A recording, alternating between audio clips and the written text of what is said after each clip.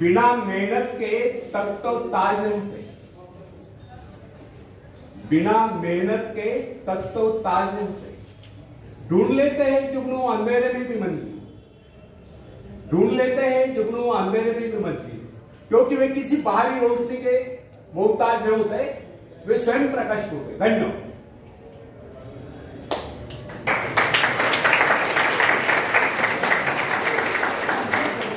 अब तो समझे कि नहीं? जुगनू पता है, जुगनू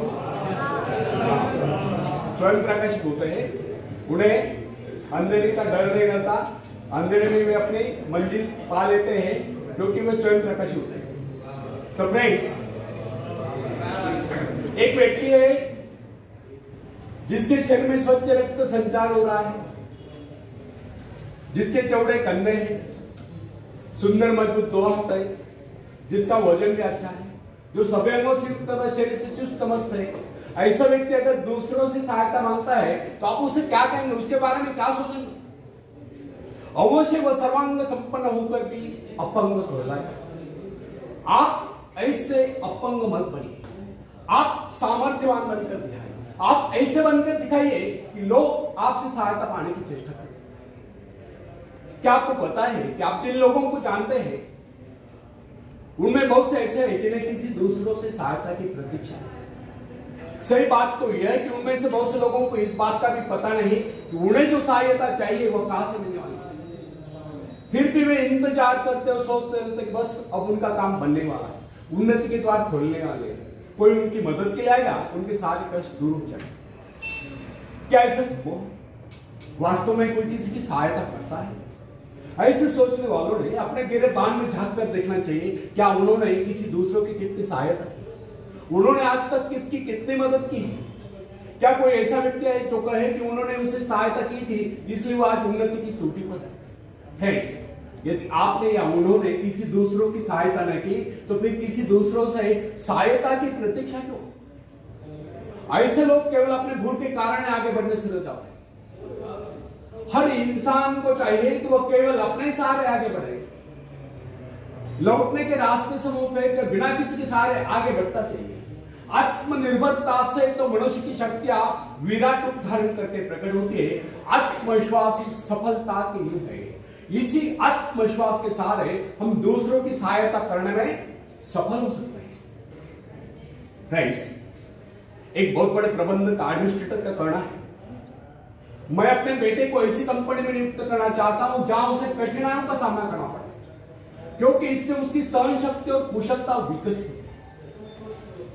यदि मैं उसे अपने कंपनी में रखूंगा तो मेरे भरोसे बैठा रहेगा, हर निर्णय के लिए वो मेरा मुंह ताकता रहेगा, उसमें ठहरे हुए पानी की तरह सड़ान उत्पन्न होती है। आप सभी जानते हैं कि ठहरे हुए पानी पर मच्छर गुनगुनाते हैं तो बहते हुए पानी पर राजेश करते हैं। कितने सुंदर विचार थे उसमें। अगर हम माँ बाप अपने पुत्र या पौत्र की इस प्रकार के उच्च विचार रखते हैं तो वे अवश्य उनके भाग्य विधाता बन जाएंगे। जो माँ बाप अपने बेटों या बेटियों को अधिक लाड प्यार से बिगाड़ देते हैं कि बच्चा जब चाहे स्कूल जाए, जब चाहे कॉलेज जाए, जब चाहे छुट्टी कर ले, जब चाहे काम पर जाए, जब चाहे छुट्टी कर ले, तो ऐसे बच्चे भविष्य में कुछ नहीं कर पाते, उनका तो भविष्य नहीं छोड़ता। अपनी शक्ति पर स्वयं में भरोसा करना पड़ता है। अपने कार्य स्वयं करने वाले सफल होते हैं। इसी से मानव के चरित्र का निर्माण होता है। जिन बच्चों को यह पता हो जाता है कि वे अपने माँ बाप के सहारे जीवित रह सकते हैं, वे अपने बल पर कोई भी कार्य समर्थ होकर भी कर नहीं पाते, वे वैसी कोशिश भी नहीं करते। जबकि उन्हें समझना चाहिए कि माँ बाप तो सदा के लिए उनके आश्रयदाता नहीं बन पाए। एक दिन तो ऐसा आने वाला है जब उन्हें अलग अलग जीवन बिताना ही पड़ेगा। तब ऐसे लोगों को भयंकर मुश्किलों का सामना करना होता है।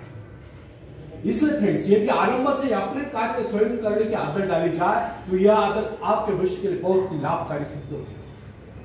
जब चाहे शक्ति के सहारे आप जमीन पर पांव टिकाकर आगे बढ़ सकते हैं। सफल वही होता है जो अपनी शक्ति पर भरोसा करता है। अपने काम स्वयं करने वाले सफल होते हैं। दूसरों के सहारे आगे बढ़ने वाले अक्सर भंवर में फंस जाया करते हैं। फ्रेंड्स, जिस नाव की पतवार आपके हाथ में नहीं, वह नाव आपको पार करा दे, इस बात की क्या जरूरत है?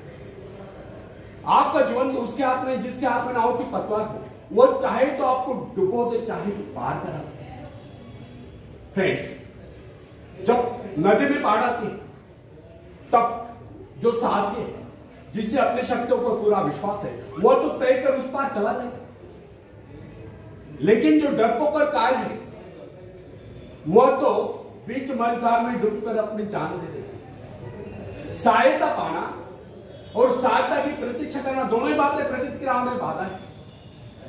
अतः हर युवक या युवती के लिए आवश्यक कि वे शुरू से ही अपने काम स्वयं करने की आदत डालें।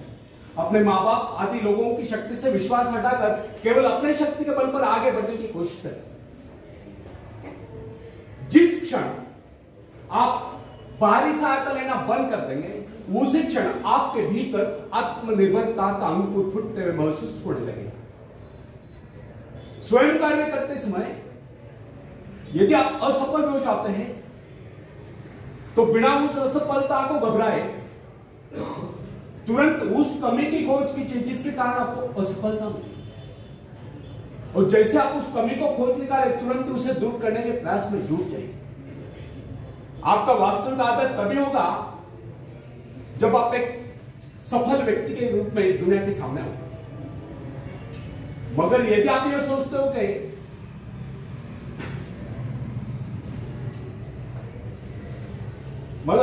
यदि आप एक व्यक्ति के बाद दूसरे व्यक्ति के आगे हाथ फैलाना शुरू कर देंगे, तो लोग आपको मंगता या बेकार कहेंगे। अतः आप ये प्रयोग कर ले कि आपको केवल अपने भरोसे जीना है, ना कि किसी की दया पर। क्योंकि बाहरी सहायता किसी वक्त ही वरदान सिद्ध होती है, अधिकतर समय अभिशाप ही सिद्ध होती है। फ्रेंड्स, बाहरी सहायता मनुष्य की काम करने की गति को मंद करके शरीर में सुस्ती ला देती है। आप ऐसे लोगों से मैत्री कीजिए जो आपको जीवन में आगे बढ़ने की प्रेरणा दें। कुछ लोग एक बाजू या एक पांव वाले होते हैं, फिर भी वे अपनी लगन अपनी मेहनत से अपनी जीविका चलाते हैं। फिर तो आप तो हटते कटते फिर आगे बढ़ने की कोशिश आप दोनों कर सकते। मैं एक ऐसे व्यक्ति को जानता हूं जिसका एक पैर किसी रेल दुर्घटना में कट गया था। उसने कभी किसी से भिक्षा नहीं मांगी, किसी से दान लेना गवारा नहीं किया, यहां तक कि अपने बर्न बाइकर में उसने कभी सहारा नहीं लिया। उसने एक छोटा सा धंधा फुटपाथ पर आरंभ किया। शुरू में वो न्यूज़पेपर बेचने लगा, 2 पैसे बचाकर उसने वजन तौलने की मशीन खरीदी, उस पर अपना पेट पालने लगा। आज वही व्यक्ति उसी फुटपाथ के किनारे एक बहुमंजिला बिल्डिंग में न्यूज़पेपर स्टॉल लगाकर बैठा है, साथ में जेरॉक्स सेंटर भी खोल रखा है। सुना है आजकल वो मोबाइल शॉपिंग भी चला रहा है। वो स्वाभिमानी था, किसी से मदद लेना अपना अपमान समझता था। आज वही व्यक्ति उन लोगों को जिनके हाथ पैर सलामत है, ऐसे परिवार जनों को खिलाता पिलाता है, उनके हर प्रकार की सहायता मदद करता है, तो इसमें किसी को हैरत नहीं। आज वो दूसरों की सहायता करने योग्य हो चुका है। वो उन लोगों के लिए प्रेरणा स्थान है जो सर्वांग संपन्न होकर भी दूसरों से सहायता पाने की आशा रखते हैं। फ्रेंड्स, मैं केवल उस विकलांग की बात नहीं करता जिसे मैं जानता हूं। इस संसार में ऐसे बहुत से विकलांग लोग हैं जो अपनी हिम्मत से खुद भी खा रहे हैं और अपने परिवार को भी पाल रहे हैं।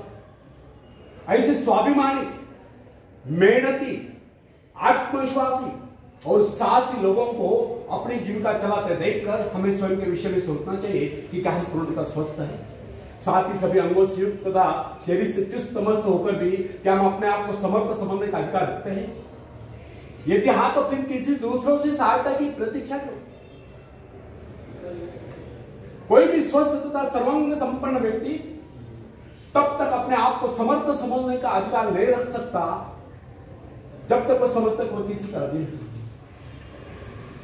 वास्तविक स्वतंत्रता एक ऐसा उपाय है जिससे मनुष्य की शक्ति दोगुनी हो जाती है। इस प्रकार की भावना ने किसी प्रकार से प्राप्त नहीं। जब कोई युवक या युवती अपने हिम्मत के सहारे किसी व्यापार में उतरता है, तो उसके मन में एक श्रेष्ठ भावना अवश्य उत्पन्न होती है। यही भावना उसे प्रसन्नता प्रदान करती है। इससे पहले किसी का अधीन हो तो चाहे वो कितना ही बड़ा कारोबार क्यों न कर चुका, परंतु उसे स्वतंत्रता से अपने आत्मविश्वास के साथ सारे साहस के साथ काम करने में एक नए आनंद का एहसास होता है।